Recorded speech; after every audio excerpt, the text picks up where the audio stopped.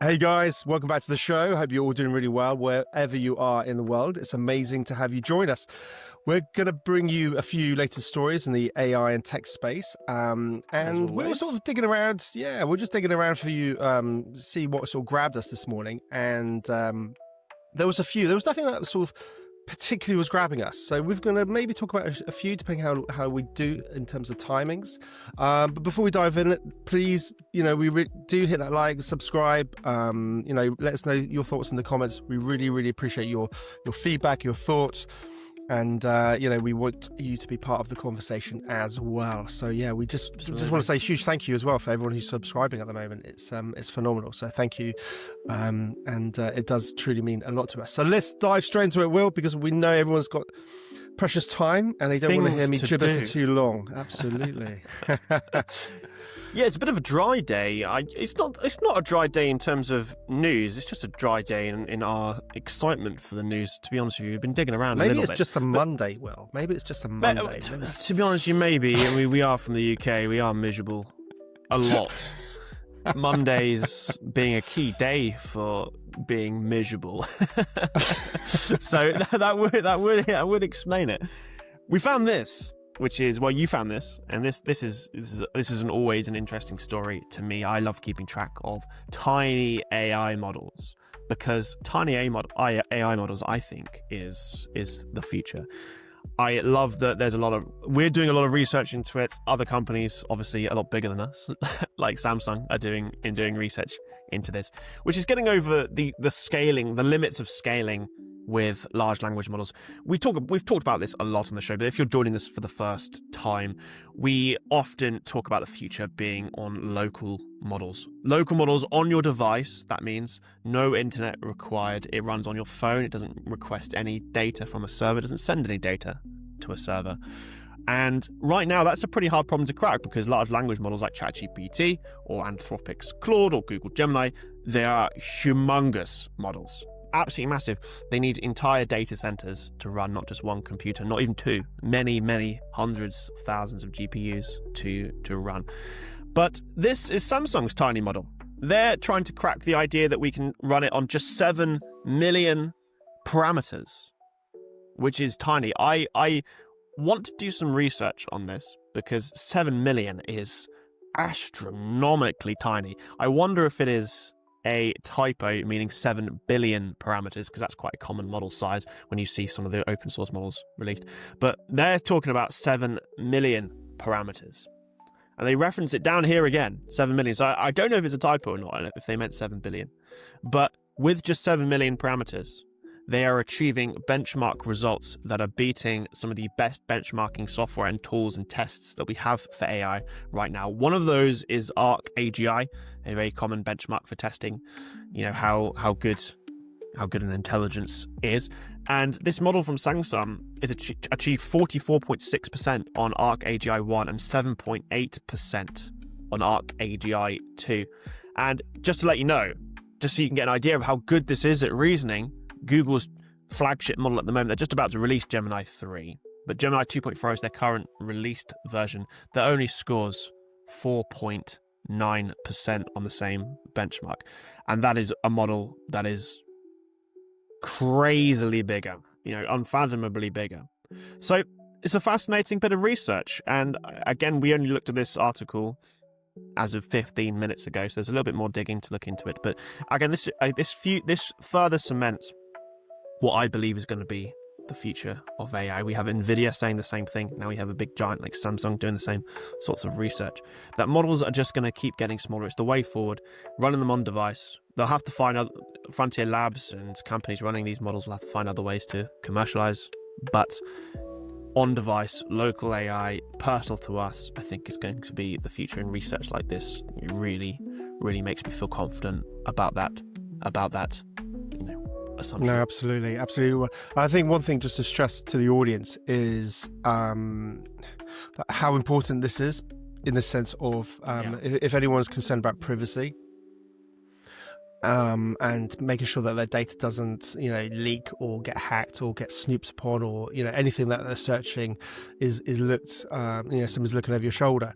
Anyone who cares about privacy, this is absolutely essential for the future. Now, there are obviously self-hosted solutions and things like that where you can have your own servers and all the rest, but ultimately on device, like you were mentioning earlier, means nothing leaves your device, which I don't think a lot of people really fathom. I put a recent post on LinkedIn, and I was just trying to sort of I wasn't sort of talking about privacy per se, but I just tried to get people to realize that, hey, listen, have you ever wanted to use ChatGPT on the airplane and you can't? Wouldn't it be cool to be able to use AI when you're flying in between destinations, but you can't? But actually you can, and this is the point. And yeah, that might be a little niche, like gimmicky use case where, on-device AI means you can use it anywhere without internet. Amazing. But actually it goes a lot deeper, and a lot of people aren't there yet in terms of the privacy side. They're not even thinking of it. But if like me and like many people care about privacy, you need to be paying attention. And models like this are going to be absolutely critical to that. Will, quick question: do we know yet, or we might not know, whether this is going to be an open source model, or is this going to be proprietary? There doesn't seem to be a mention of it in this article. I mean, admittedly, I have been skimming it. So if you do see it as I'm scrolling through it, as I scrolled through it, then then let me know. But I don't think that it's at the moment going to be open source. They have released their research paper, which is why obviously this article is reporting on it. They've published a paper, which is great, because based on papers, other developers, other labs, other companies can build architectures that are similar, which hopefully will be open source. I'd imagine something like Samsung is developing these local models to run on device on their phones and their electronic devices. So they run natively on the systems, just as Apple have native models running, which they haven't open source, but they've given developers access to. But no, I don't think this is going to be one that we can pull and host ourselves, though hopefully we'll take a look at the research paper, see what the architecture looks like, and see if it's something awesome that we can replicate or keep track of.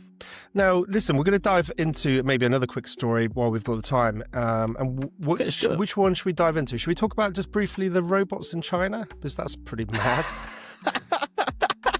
I love the pivot. It's going from, realistic future tech to, should we talk about the robots in China? Yeah, let's talk about the robots in China. I mean, we sort of laugh that, it's sci-fi, but it genuinely, when I read this article, it was just stunningly blew my mind, but equally was quite depressing in the sense of how far the West are behind the curve. So yeah, this article, I was just scrolling over the weekend actually and read it, and I thought, wow, this is quite, interesting and quite scary. And in summary, effectively some Western executives went over to China basically to, I guess, to see what they're doing. And they were shocked, in awe, scared in terms of what's happening. And I do encourage people to go and have a look for this article and have a read. There's multiple reasons. I mean, firstly, obviously, there's the challenge that these companies like Ford are going to face. They are, how shall I put it? They are, I guess, worried for their existence. And this is no exaggeration. And we're talking about Ford. We're talking about massive, and we're probably talking about BMW, we're probably talking about Mercedes, we're probably talking about all of the Western brands that we're all familiar with.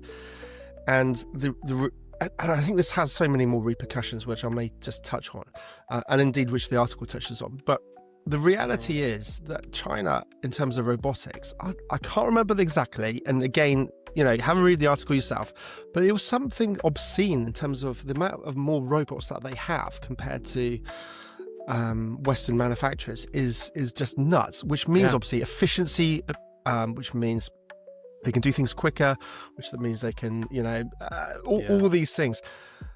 So from a competitive standpoint, they're able probably to turn, and we're seeing this in the UK, for example, with, is it BYD? We got, I can't remember. There's a number of Kaiku or Cuckoo, I can't remember what they're called, but you got these cars that are coming out, and you start seeing them on the roads, and they're incredibly well priced, and people are buying them, etc., etc. So I think it is going to be I mean, we're already hearing about some of the manufacturers in Germany really sort of struggling. So it could be a dangerous time for those industries unless they get a grip. Now, secondly, and I think this is an interesting point, is these robots will be able to churn out cars at such a rate, at such an efficiency. But from a geopolitical perspective, and then, we're talking about being able to manufacture arms. We know there's this tension between China and the West and Taiwan, and we know that wars are usually a battle of attrition. So who can fire the most rockets and who can keep going. So you just sort of imagine that if they're able to churn out this much and have this much capacity. I mean, I think I can't remember, I'm going to quote this wrong, but it was something like in China they've got something like 100 times more robots than I don't know. I mean, well, let's look probably at this chart America, here. let alone the UK. I mean, the UK is just pathetic. It's just embarrassing. I mean, again, let's look at this chart here. Yeah, okay, let's go for it. Here it is. This is the overall number of robots added to China in the last year compared to the UK, Germany, US, Italy. Hilariously, the UK is included in this chart, even though it barely registers as that little dark green slither in there. Like it's not even the light green slither of France. It's the dark green. Look at this exponential. Back in 2014, China was leading the way, but not by a huge margin. But look at 2024, as of literally last year. They added 295,000 robots to their workforce. For every 10,000 workers, there's 567 robots compared to just 104 in the UK. Now, obviously, people are going to criticize that, obviously, and say that's a bad thing, that we're replacing human workers. But as you said, look, we can look at some of these new companies, BYD. I've seen them on the road. I look at them and I'm like, I've never heard of that company before. And as you can see, here's the difference. 2024, 5,260 cars sold in the year. Huge multiplier as of this year. Yeah, I could see what you're saying. Britain, we're falling behind. But yeah, absolutely. We've been falling behind for a while. Oh, mate, it's shocking. And we the government have incentives for green energy, and yet we're sort of like we're so behind the curve. It's bonkers. And the article touches on there's better ways to incentivize manufacturing and all the rest of it. But it's a real worry because I don't think people are clued into how behind the curve we are, and that the power shift is happening as we speak. So we've just got to be very thoughtful and be mindful of it. And I hope policymakers start realizing that actually they need to invest more in the future. Because as much as some people might not like it, the reality is that is the future. So you either get on board or you'll be left in the going back to sort of that's my agriculture and sort of mowing crops and with horse and donkeys. That's my question to you, Ben, is what do you say to people that say that's a good thing that we're falling behind? Because you read that for every 10,000 workers there's nearly 600 robots. I mean, that's a lot of jobs being replaced with robots. Well, I don't think some people might actually come out with the argument and say the UK being behind is a good thing. It protects workers and their jobs. What do you say to people that might say something like that? Well, I mean, to be honest with you, we'll be moving into a third world country if that happens.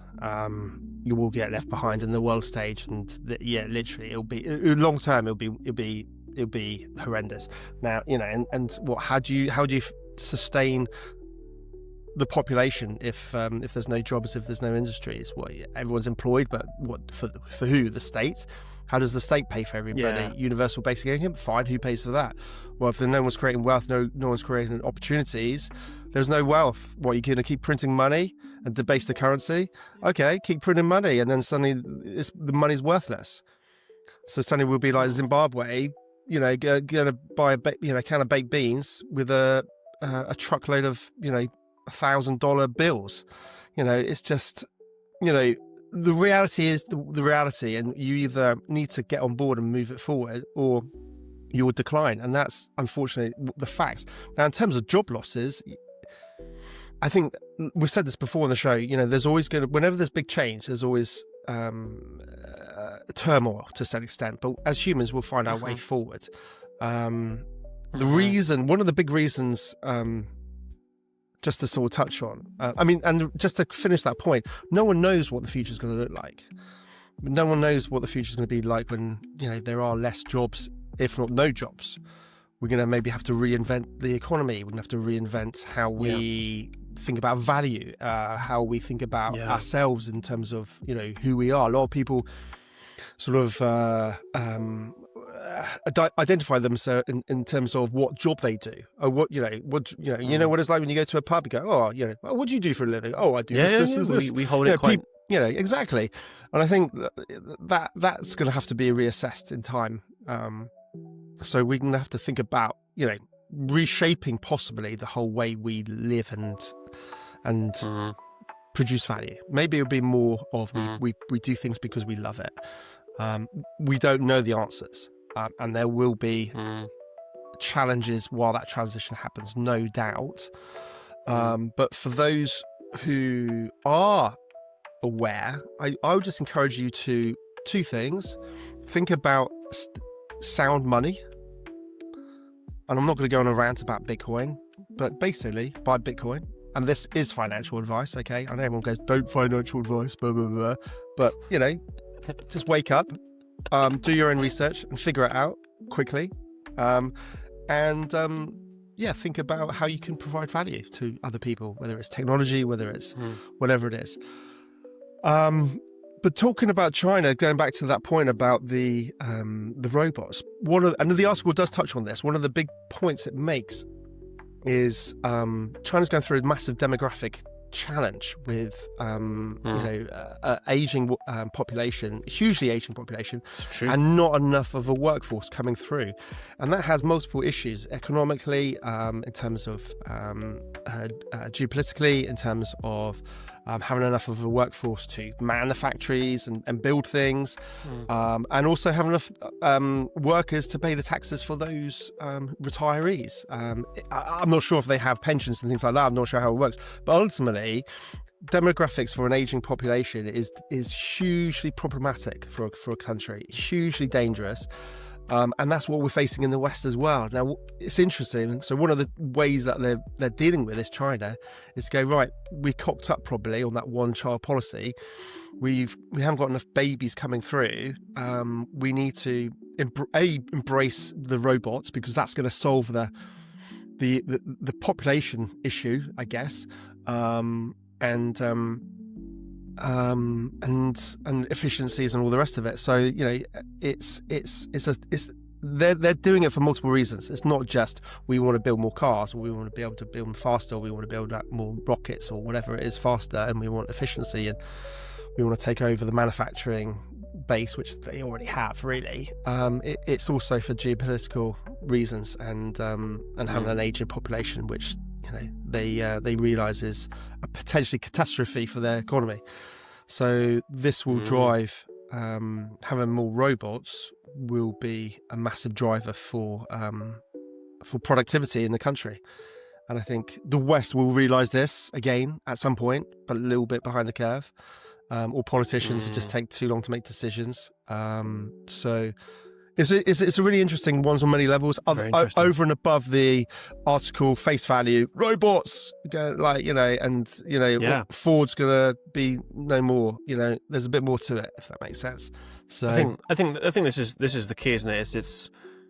This is a feature that's coming, and it's more apparent than ever before that it's coming. It's no longer sci-fi, and I think now is the time to have these conversations and have discussions about it, because before you know it, it'll be here, and we won't have made any decisions on it. We won't have discussed pros, cons, ways to deal with potential problems, and it's massive food for thought tonight. And I love how multi-layered all of these topics are. Yeah.